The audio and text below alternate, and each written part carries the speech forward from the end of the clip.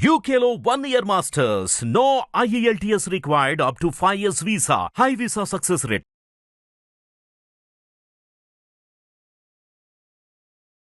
శరన్నవరాత్రులలో మనం విశేషంగా మూడవ రోజున గాయత్రి మాత రూపంలో అలంకారంతో కనకదుర్గాదేవిని ఆది పరాశక్తిని లలితా పరాపట్టారికని మనం ఆరాధిస్తున్నాము. సో గాయత్రి మాత యొక్క ధ్యాన శ్లోకంలో ఉన్నటువంటి ఆ పంచముఖ తత్వాలని ఇప్పుడు మనం అర్థం చేసుకున్నాం కదా. ఈ పంచముఖములు కూడా ఎడం వైపు నుంచి కుడివైపుకి మనం దర్శించి ప్రార్థించి ఆరాధించాలి.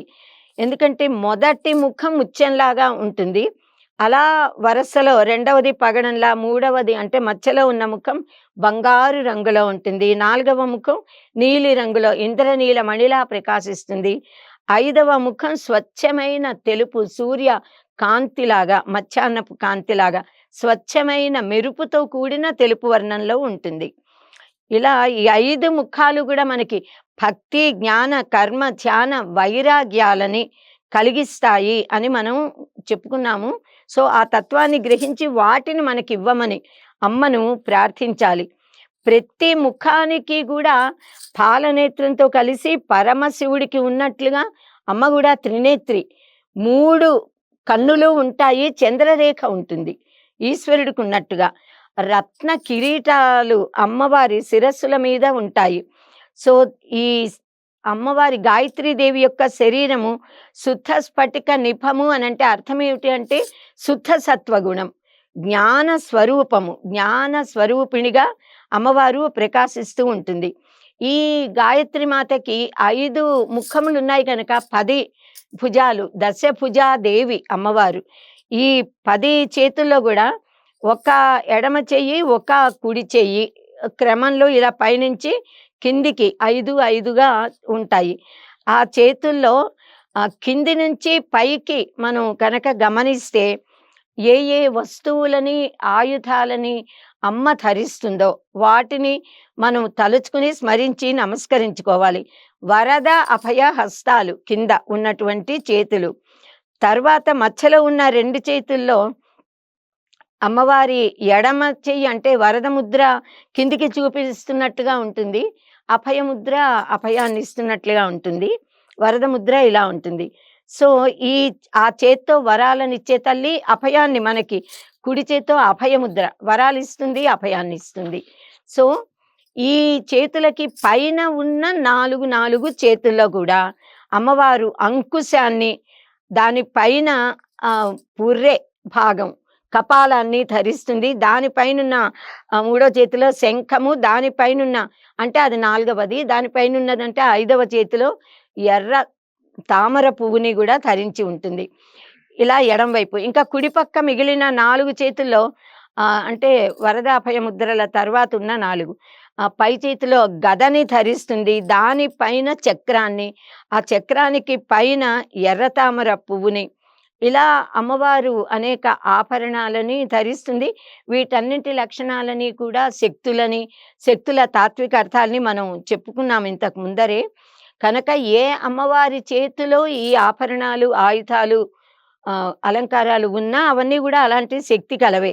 కొన్ని చోట్ల పటాలలో ఈ అమ్మవారి ఎడం చేతి వైపున కింది నుంచి 2వ చేతిలో పుర్రె కనిపిస్తుంది, అంటే కపాలం.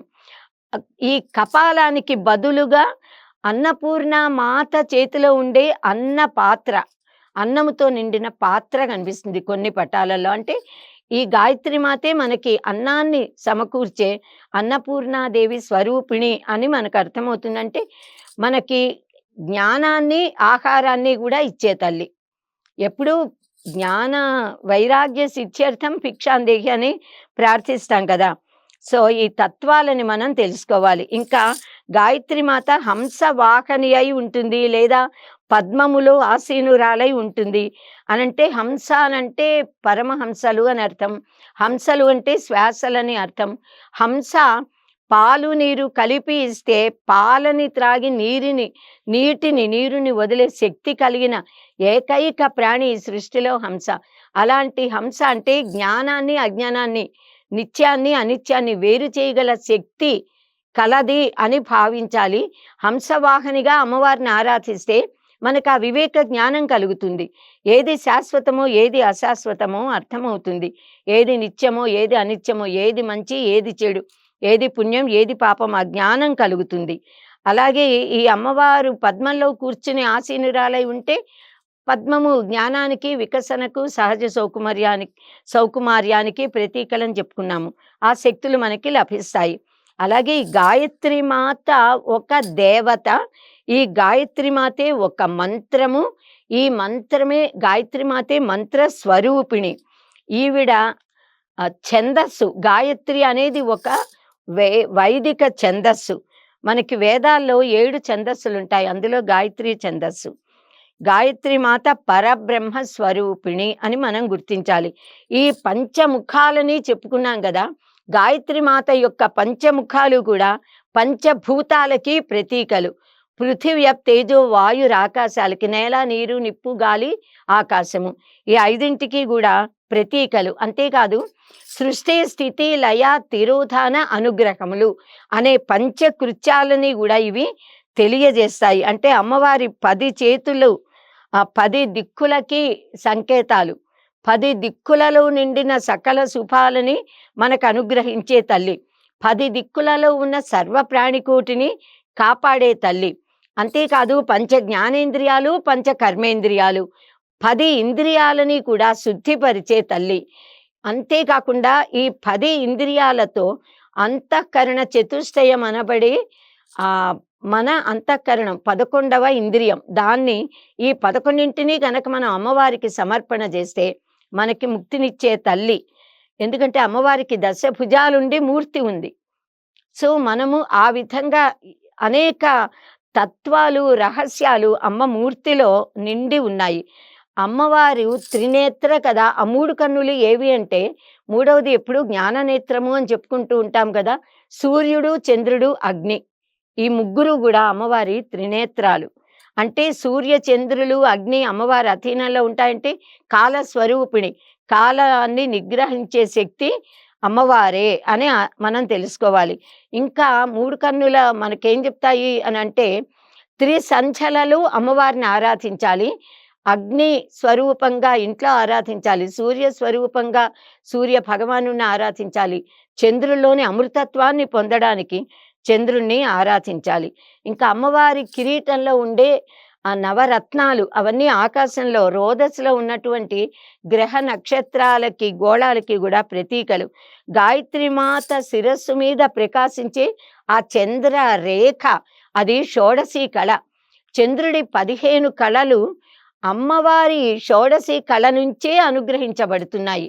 దానివల్లే 15 కళలు వృద్ధి చెంది పౌర్ణమి నాడు ఒక్కొక్కటిగా తగ్గి అమావాస్య నాడు ఇవి ఏర్పడుతున్నాయి. ఈ పక్షద్వయం ఏర్పడడానికి కారణం అమ్మవారి అనుగ్రహము, షోడశి కళ యొక్క శక్తి.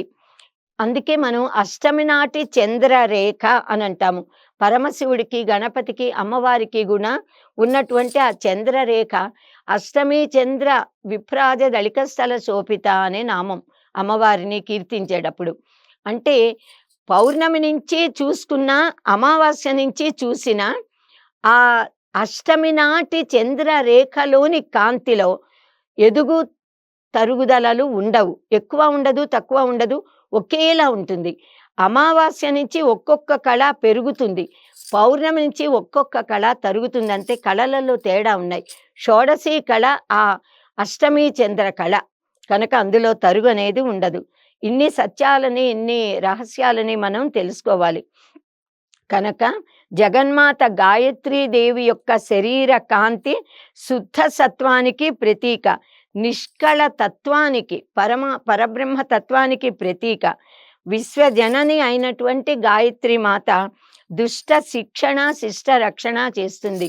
మానవులలోని తనను జపించే వారిలోని దుర్గుణాలని, దుర్భావాలని పూర్తిగా పోగొడుతుంది. సద్భావాలని, శుద్ధ చైతన్య శక్తిని, శుద్ధ సత్వగుణాన్ని వృద్ధిపరుస్తుంది. అభయాన్నిస్తుంది. అభయముద్రతో అమ్మవారు అభయం సర్వభూతేభ్యో దదాతి అని చెప్పుకోవచ్చు మనం. వరాలనిస్తుంది, ధార్మికమైన అన్ని వరాలని. పరమ దయామూర్తి, కారుణ్యమూర్తి, వరం దదాతి ఇతి వరదా. అమ్మవారు వరదాదేవి. అమ్మవారి చేతిలోని అంకుశము లోక కంటకులైన రాక్షసులని అదుపులో ఉంచుతుంది. అమ్మవారి చేతిలోని కొరడ దుర్మార్గుల మీద ఝళిపిస్తుంది. మనలో ఉన్నటువంటి అజ్ఞానాన్ని, తంద్రతని, జడత్వాన్ని తొలగిస్తుంది, పూర్తిగా పోగొట్టేస్తుంది. మనని కార్యోన్ముఖులని చేస్తుంది. కార్యాలు నిర్వహించగల శక్తినిచ్చి విజయాన్ని మనకి కలిగిస్తుంది. గాయత్రి మాత చేతిలో ఉన్న చక్రం, అది కూడా భక్తులలోని అజ్ఞానాన్ని పోగొడుతుంది, జ్ఞాన దర్శనాన్ని చేయిస్తుంది, సరైన మార్గం కనిపించేలా చేస్తుంది.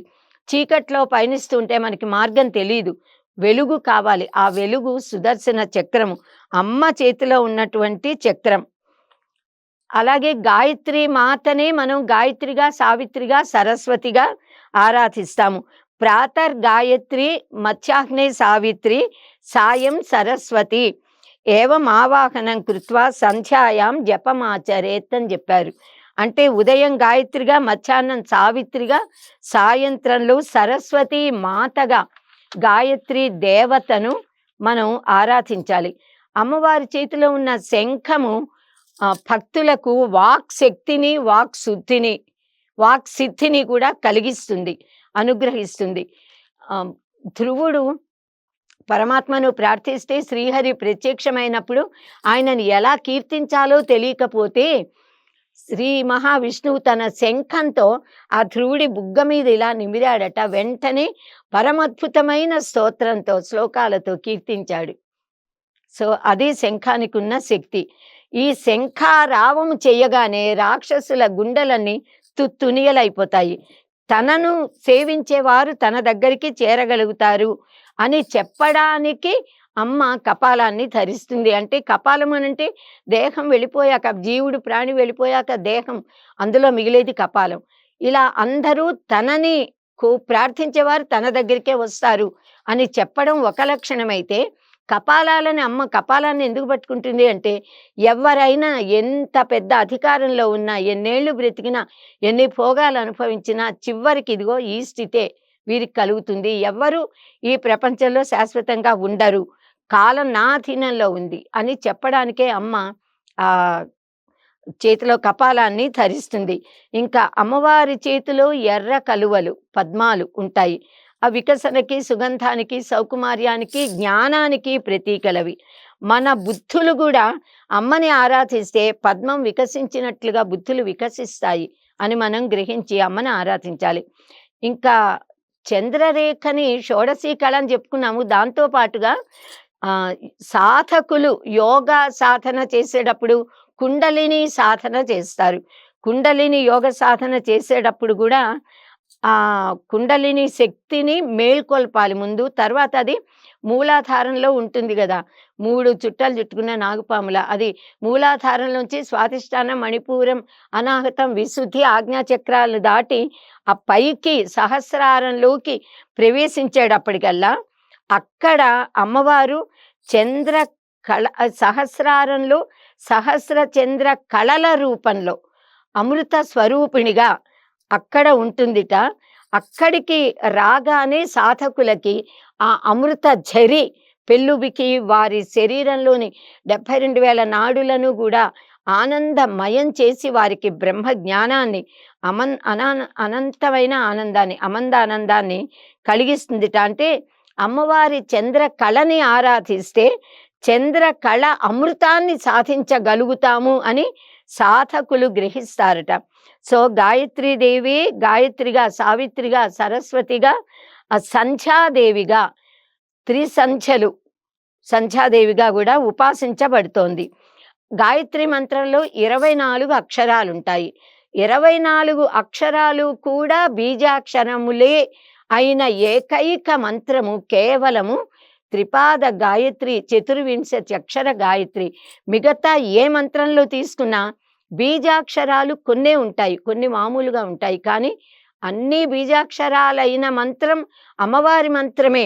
అమ్మవారి పంచదశాక్షరి మంత్రం కూడా అన్ని అక్షరాలు బీజాక్షరాలే, కానీ 24 అక్షరాలు ఉన్నాయి ఇక్కడ. అది గొప్పదనం, విశిష్టత. ఈ 24 అక్షరాలు కూడా ప్రకృతిలో ఉన్న 24 తత్వాలకి, చతుర్వింశతి తత్వాలని సాంఖ్య సిద్ధాంతం చెప్తుంది. మన దర్శనాలలో చెప్తారు. ఆ 24 తత్వాల ద్వారానే సృష్టి జరిగింది. సర్వప్రాణికోటి ఆవిర్భవించింది.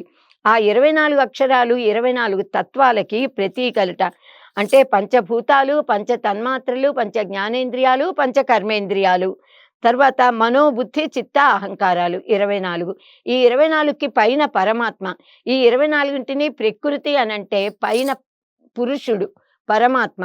ఇవన్నీ కలిసిన తత్వం జగన్మాత. ఈ మనకి గాయత్రి మాతగా ఆరాధించబడుతోంది. కనుక వీటన్నిటికీ అధిష్టానమైన మాతగా మనం గాయత్రీ దేవిని, వేదమాతను మనం ఆరాధిస్తే మనలో ఆ శక్తి జాగృతమవుతుంది. ఈ 24 అక్షరాలు కూడా 24 మంది దేవతలకి ప్రతీకలు. ఆ 24 దేవతలుగా కనిపిస్తున్నది మళ్ళీ గాయత్రి మాతే. ఆవిడే మూలశక్తి. ఆవిడ 24 దేవతలుగా భాసిస్తూ ఈ గాయత్రి మంత్రాన్ని జపించే వారికి ఒక్కొక్క మంత్రము అంటే ఒక్కొక్క బీజాక్షరము సిద్ధించి వారికి ఆ శక్తులన్నీ కలుగుతాయి. సో గాయత్రి మంత్ర జపంతో అలాంటి శక్తి ఆ గాయత్రి మంత్రాన్ని ఉపాసించిన వారికి లభిస్తుంది. అందుకే మనకి ఏ దేవతని మనం పూజించినా ఆ దేవత యొక్క గాయత్రి మంత్రాన్ని మహర్షులు మనకు అనుగ్రహించారు. మనకి అలాగే అంటే వినాయకుడి గురించి ప్రార్థించేటప్పుడు వక్రతుండ గాయత్రి, అలాగే లక్ష్మీ గాయత్రి, శివ గాయత్రి, పార్వతి గాయత్రి, సూర్య గాయత్రి, షణ్ముఖ గాయత్రి, సుదర్శన గాయత్రి, గరుడ గాయత్రి, అన్ని అనేక రకాల మనకి విష్ణు గాయత్రి, రుద్ర గాయత్రి, దుర్గా గాయత్రి, సరస్వతి గాయత్రి, ఇలా అనేక రాధా గాయత్రి కూడా ఉంది, కృష్ణ గాయత్రి కూడా ఉంది. ఇలా గాయత్రి మంత్రాలు ఉన్నాయి. ఓం ఏకదంతాయ విద్మహే వక్రతుండాయ ధీమహి తన్నో దంతి ప్రచోదయాత్ అంటూ ఇది అంటే వక్రతుండ గాయత్రి మంత్రమే. ఓం కాత్యాయనాయ విద్మహే కన్యాకుమారి ధీమహి తన్నో దుర్గి ప్రచోదయాత్ ఇది దుర్గా గాయత్రి. ఇలా 24 అక్షరాలకి 24 గాయత్రులు. సో ఎవరైనా ఈ అంటే త్రిపాద చతుర్వింశతి అక్షర గాయత్రి ఉపదేశము పొందిన వారందరూ త్రికాలములలో సంధ్యావందనం చేయాలి, గాయత్రి మాతను ఆరాధించాలి. గాయత్రిని ఆరాధించకుండా ఏ దేవతను ఆరాధించినా వారికి ఫలం ఉండదు. కానీ ఎవరైతే ఈ చతుర్వింశతి అక్షర త్రిపాద గాయత్రి ఉపదేశము ఎవరికి లేదో, ఎవరి ఉపదేశం పొందలేదో వారు కనుక ఏ దైవనామాన్ని, ఇష్టదైవ నామాన్ని లేదా ఏ మంత్రం ఉపదేశించబడితే ఆ మంత్రాన్ని సంధ్యా సమయంలో కనుక జపిస్తే వారు సంధ్యావందనం చేసిన ఫలం లభిస్తుంది. ఈ త్రిపాద గాయత్రి చేస్తే ఏ శక్తి వస్తుందో అదే శక్తి వారికి వస్తుంది. కనుక ఎవరు పడితే వారు ఎక్కడైనా కూడా ఏ సమయంలో అయినా శుచిగా ఉండి శుద్ధమైన బుద్ధితో మంచి భావనతో మనం ఇందాక చెప్పుకున్నటువంటి ఆ పురాణ గాయత్రులు రెండింటిని కూడా జపించవచ్చు. గాయంతం త్రాయత ఇది గాయత్రి. ఈ గాయత్రి అనే పదము త్రైంగ్ అనే ధాతువు వల్ల ఈ గాయత్రి అనే పదం ఏర్పడింది. సంస్కృతంలో ఏ పదానికైనా ఒక ధాతు ఉంటుంది. ఇదే త్రా అంటే టు ప్రొటెక్ట్, రక్షించడం. త్రాణము అంటే రక్షణ. కనుక గాయత్రి అంటే అంటే రక్షించేది. గాయంతం త్రాయత అన్నాము. గాయంతం అని అంటే గానం చేయడం అంటే ఏదో ఎడాపెడా పాటలు పాడడం అని కాకుండా స్వరబద్ధమైనటువంటిది, ఇది ఛందోబద్ధమైంది. కనుక ఛందస్సు ప్రకారంగా కనుక జపిస్తే, గానం చేస్తే రక్షించే దేవత శ్రీ గాయత్రి జగన్మాత పరబ్రహ్మ స్వరూపిణి పరమార్థ ప్రదా జప్య బ్రహ్మతేజో వివర్ధిని బ్రహ్మస్వరూపిణి భవ్యా త్రికాల ధ్యేయ రూపిణి మూర్తి రూపాచ సర్వజ్ఞ వేదమాత మనోన్మణి. ఈ అమ్మవారే మనోన్మణి దేవతట. సో గాయత్రి మాత సర్వలోక జనని, పరబ్రహ్మ స్వరూపిణి, పరమార్థమైన ముక్తిని అనుగ్రహించే తల్లి. జపించవలసిన బ్రహ్మ తేజస్సుని వృద్ధిపరుచుకోవలసిన ఆ కోరిక ఉన్న వాళ్ళందరికీ కూడా గాయత్రి మంత్ర జపం వల్ల, గాయత్రి ఆరాధన వల్ల ఆ కామనలన్నీ కూడా తీరుతాయి గనక త్రికాలాలలో ధ్యానించాలి, పూజించాలి. అమ్మవారిని మూర్తి రూపంలో మనం ఆరాధించవచ్చు. వేద రూపంలో, శబ్ద బ్రహ్మ రూపంలో ఆరాధించవచ్చు. సూర్యమండలంలో ఉన్న భర్గశక్తిగా మనం ఆరాధించవచ్చు. 24 అక్షరాలకి 24 మహావిద్యలని తెలియజేశారు. ఆ మహావిద్యలు 24 కూడా ఏమిటి అనంటే షోడశి శ్రీ విద్య, పంచదశాక్షరి, మహాత్రిపుర సుందరి, బాలా విద్య, అంబిక, బగళ, మాతంగి, స్వయంవర కళ్యాణి, భువనేశ్వరి, చాముండ, చండ, వారాహి, తిరస్కరిణి, రాజమాతంగి, సుఖశ్యామల, లఘుశ్యామల, అశ్వారూఢ, ప్రత్యంగిర, ధూమావతి, గాయత్రి, సావిత్రి, సరస్వతి, బ్రహ్మానంద కళ అనే నామాలు. ఈ 24 ఇవన్నీ కూడా మహావిద్యలు. వీటి గురించి శాక్తేయంలో మనకి వివరించారు. ఈ మంత్రాలని జపిస్తే చాలు ముక్తి కలుగుతుంది, కైవల్య ప్రాప్తి. ఇలాగే గాయత్రి మంత్ర అక్షరాలకు అవతారాలను కూడా చెప్తారు. 24 అవతారాలు.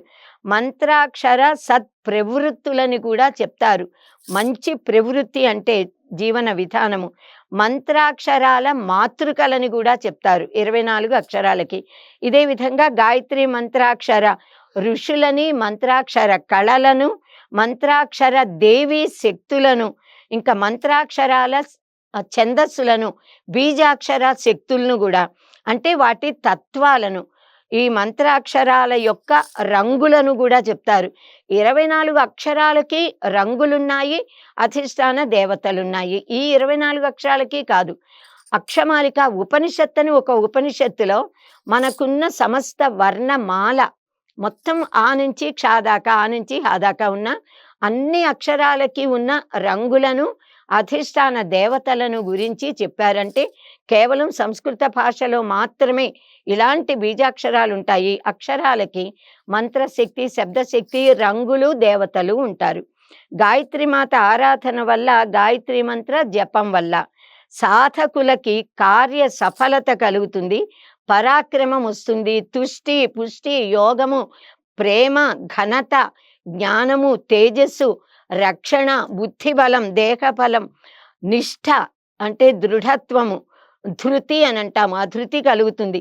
ధారణ, ధ్యానము, మర్యాద, స్ఫుటత్వము, దూరదర్శిత్వం, జాగృతం అవ్వడం అంటే శక్తులు మేల్కొనడం, ఉత్పాదక శక్తి, సరసజ్ఞత, ఆదర్శకత్వం, ఇంకా సాహసం, వివేకం, నిరంజనత్వము, ఎన్నో సర్వ సద్గుణాలు కూడా మనకి లభిస్తాయి.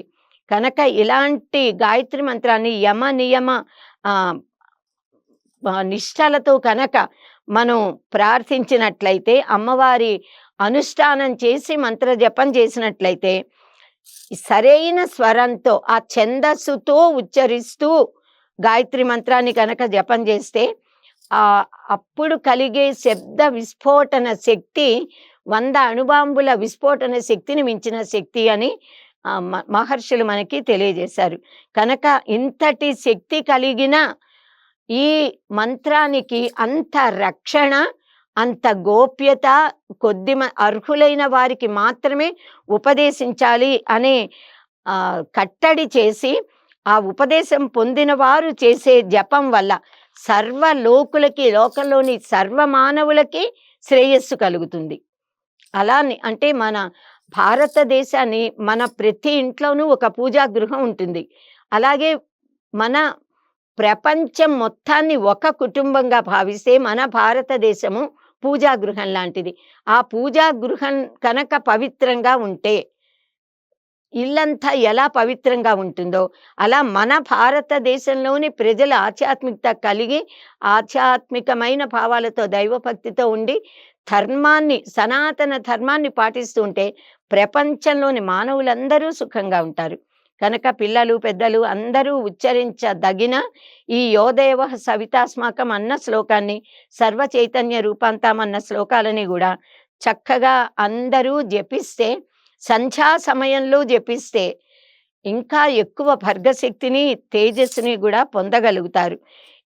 మనకి నృసింహ పూర్వతాపిని ఉపనిషత్తు అనే ఒక ఉపనిషత్తు. అందులో గాయత్రివా ఇదం సర్వం అన్నారు. ఈ సర్వము కూడా గాయత్రే. ఈ యావత్ సృష్టి గాయత్రే, గాయత్రి మాతే అని చెప్పారు. గాయత్రి మంత్రమే గాయత్రి దేవత, వాళ్ళిద్దరికి అసలు భేదమే లేదు. యథాచ మధు పుష్పేభ్యో ఘృతం దుగ్ధాద్ ప్రసాద్ ఘృతం దుగ్ధాద్ రసాత్ పయః ఏవం హి సర్వదేవానాం గాయత్రి సారముచ్యతే అని చెప్పారు. అంటే పువ్వులలోని సారము మకరందమైనట్లుగా, పాలల్లోని సారము నెయ్యిలాగా ఘృతములా వచ్చినట్లుగా, రసములన్నింటి సారము పాలు అయినట్లుగా, అలా సర్వ వేదముల సారము గాయత్రి మాత అని చెప్పారు. గాయత్రి వేదజనని, గాయత్రి పాపనాశిని, గాయత్ర్యాస్తు పరం నాస్తి దివి చేహచ పావనం అని మనకు బృహద్యోగి యాజ్ఞవల్క్యం అందులో చెప్పారు. గాయత్రి వేదమాత, గాయత్రి పాపనాశిని అన్నారు, పాపాలని పోగొడుతుంది. గాయత్రి కంటే పవిత్రం చేసేది ఇంకోటి లేదుట ఈ లోకంలో, అది ఇహపర సాధనం. సర్వేషాం జప సూక్తానాం రుచశ్చ యజుషాం తథా సామ్నాం చైకాక్షరాదీనాం గాయత్రి పరమో జప అని పరాశర స్మృతిలో ఉంది. అన్ని మంత్ర జపాదుల్లోకి కూడా ఋగ్యజు సామ వేదాలలో కూడా ఏకాక్షర మంత్రాలన్నింటిలోకి కూడా గాయత్రి మంత్రమే పరమోత్కృష్టంట. గాయత్రి జపకృత్ భక్త్యా సర్వ పాపైకి ప్రముచ్యతే. ఇది పరాశర స్మృతిలో చెప్పారు. గాయత్రిని భక్తితో జపించే వారి పాపాలన్నీ తొలగిపోతాయిట. గాయత్రి వేదజనని, గాయత్రి లోకపావని, గాయత్ర్యా న పరం జాప్యం ఏతద్ విజ్ఞాయముచ్యతే. అంటే ఇది పద్మపురాణంలో చెప్పారు ఇలా. గాయత్రి వేదమాత, లోకపావని, గాయత్రి జపం కన్నా శ్రేష్టమైన జపం ఇంకొకటి లేదు, దీన్ని తెలుసుకున్నవాడు ముక్తుడవుతాడు అని చెప్పారు. అంటే సాక్షాత్తుగా ముక్తిని మనకి అనుగ్రహిస్తుంది. గాయత్రి మాత శిరస్సులో బ్రహ్మదేవుడు ఉంటాట, హృదయంలో విష్ణువు ఉంటాడట, శిఖ యందు రుద్రుడు ఉంటాట. కనుక గాయత్రి మంత్రము, గాయత్రి మాత త్రిమూర్తి ఆత్మిక, సమస్త దేవతా మంత్రాలకు మూలమైన గాయత్రి మంత్రంతో సంప్రోక్షణ చేసి మనం రోజు ఇంట్లో దేవతలకి నైవేద్యం పెడతాము. కనుక ఆ నైవేద్యం సమర్పించే సమయంలో అందరూ గాయత్రి మంత్రాన్ని జపిస్తున్నారు. కానీ ఆ సమయంలో మాత్రమే స్త్రీలకు కానీ ఎవరికైనా దాన్ని జపించే అర్హత. మిగతా సమయంలో జపించాలంటే ఉపదేశం ఉండాలి. కనుక గాయత్రి మాత దర్శనం వల్ల, స్పర్శనం వల్ల, జపం వల్ల, పూజనం వల్ల ఆరోగ్యము, మేధస్సు, సకల మంత్రసిద్ధి, తేజస్సు కూడా లభిస్తాయి. బ్రహ్మ విష్ణు రుద్ర గ్రంథుల భేదనం జరుగుతుంది కనుక బ్రహ్మ సాక్షాత్కారం మనకి లభిస్తుంది. ప్రభావేనైవ గాయత్ర్యాః క్షత్రియః కౌశికో వసి రాజర్షిత్వం పరిత్యజ్య బ్రహ్మర్షి పదమీయవాన్ అని చెప్పారు. గాయత్రి మంత్ర ప్రభావం చేత క్షత్రియుడైనటువంటి విశ్వామిత్రుడు బ్రహ్మర్షి అవగలిగాడు. ఏ ఇతర మంత్రాల వల్ల కూడా ఎంతటి మేధావి అయినా, పుణ్యాత్ముడైనా, జపనిష్ట కలవాడైనా జన్మతః ప్రాప్తించిన జాతి కంటే ఉన్నతమైన జాతి ఎవ్వరికీ రాదు. అది పురాణాలలో చెప్పారు. కానీ ఏ మహర్షి ప్రప్రథమంగా అంటే దేవతను ఒక మంత్ర రూపంలో, ఒక శబ్ద రూపంలో, ఒక ఆకృతి రూపంలో దర్శిస్తాడో, అంటే హృదయంలో ఆయనకి ప్రకటించబడుతుందో, ఆ ఋషిని ద్రష్ట, ఆ మంత్రానికి ద్రష్ట అని అంటాము. అలా విశ్వామిత్ర మహర్షి, విశ్వామిత్రుడు గాయత్రి మంత్రానికి ద్రష్ట అయ్యాడు, బ్రహ్మర్షి అయ్యాడు. ఆయన క్షత్రియుడు, క్షత్రియుడు బ్రహ్మర్షి అయ్యాడు.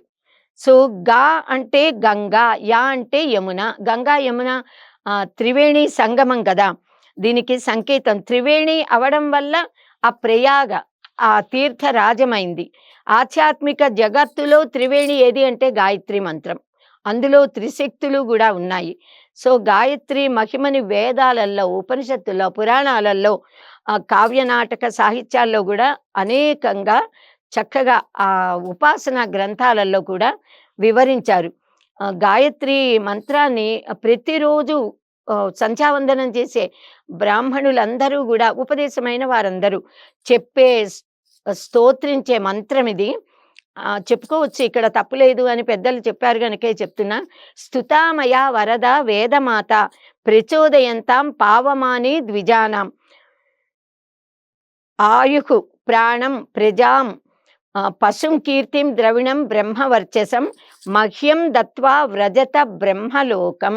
అమ్మవారిని, అమ్మా నువ్వు వచ్చి మాకివన్నీ అనుగ్రహించి నీ లోకానికి నువ్వు వెళ్ళు తల్లి అని గాయత్రి జపం చేశాక, సంధ్యావందనం చేశాక చివరిలో అమ్మవారిని ఎక్కడి నుంచి వచ్చిందో అక్కడికి పంపిస్తారు ఈ మంత్రంతో.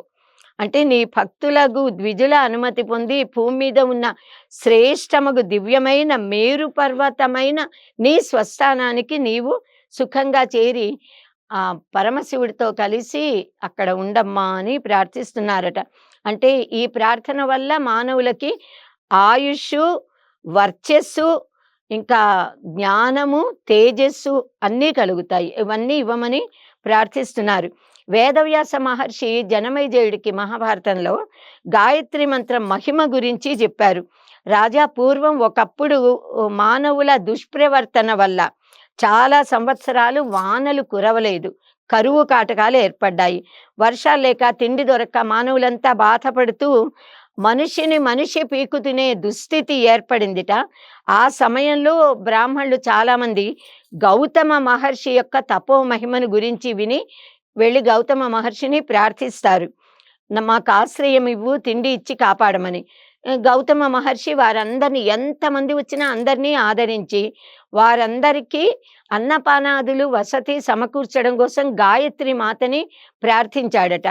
ఈ నిత్యాగ్నిహోత్రులు వాళ్ళందరూ, గౌతమ మహర్షి మహా మహిమోపేతమైన మహర్షి, త్రికాల జ్ఞాని.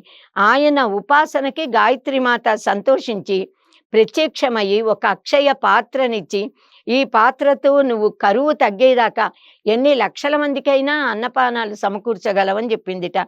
సో ఆ పూర్ణ పాత్రని తీసుకుని ఆయన అందరినీ పోషించాడు అని చెప్తారు. ఇంకొక పురాణంలో పంటలు సమృద్ధిగా పండుతాయి ఆయన చేస్తున్న గాయత్రి మంత్ర జప మహిమ వలన. ఇలా విత్తనాలు వేయగానే అద్భుతమైన పంట వచ్చి ఎంతమంది వచ్చినా అందరికీ సరిపోయే ధాన్యము, పప్పు దినుసులు అన్నీ కూడా సమకూరాయని చెప్తారు. ఏదైనా మొత్తానికి ఆయన యొక్క మంత్ర జప శక్తి అది. ఆయన తన ఆశ్రమాన్ని గాయత్రి పీఠంగా మలిచారట. అక్కడికి వచ్చిన వాళ్ళందరూ కూడా గాయత్రి మాతని ఆరాధించడం మొదలుపెట్టారు. ఓ రోజు నారద మహర్షి గౌతమ మహర్షి ఆశ్రమానికి వచ్చి గాయత్రి గుణగానం చేసి ఆ గౌతమ మహర్షి ఇచ్చిన ఆతిథ్యాన్ని స్వీకరించి గౌతముని చాలా ప్రశంసించి అభినందించాట. దేవేంద్రుడు చాలా సంతోషించి వర్షాలు కురిపించాడట. దాంతో మళ్ళీ కరువు కాటకాలన్నీ పోయి దేశమంతా సుభిక్షమైంది. అంటే దీనికి కారణం గాయత్రి దేవత యొక్క ఆరాధన, గాయత్రి మంత్ర జపము. సో మానవులందరూ కూడా అంటే నిజానికి గాయత్రి మంత్ర జపం వల్ల మానవులే దేవతలుగా మారగలుగుతారు, భూలోకమే స్వర్గలోకంగా మారగలుగుతుంది అని చెప్తున్నారు. ఆదిశక్తే జగన్మాత భక్తానుగ్రహకారిణి సర్వత్ర వ్యాపికే అనంతే శ్రీ సంధ్యే తే నమోస్తుతే త్వమేవ సంధ్యా గాయత్రి సావిత్రీ చ సరస్వతి బ్రాహ్మీ చ వైష్ణవి రౌద్రి రక్తా శ్వేతా సితేతరా సర్వశాస్త్రమయీ గీత గాయత్రి శైవ నిశ్చిత గయా తీర్థం చ గోలోకం గాయత్రి రూపమద్భుతం సర్వ పాపాని నశ్యంతి గాయత్రి జపతో నృణాత్. గాయత్రి మాత్రే నమో నమః. సర్వం శ్రీ గాయత్రి మాతుః చరణారవిందార్పణమస్తు. స్వస్తి.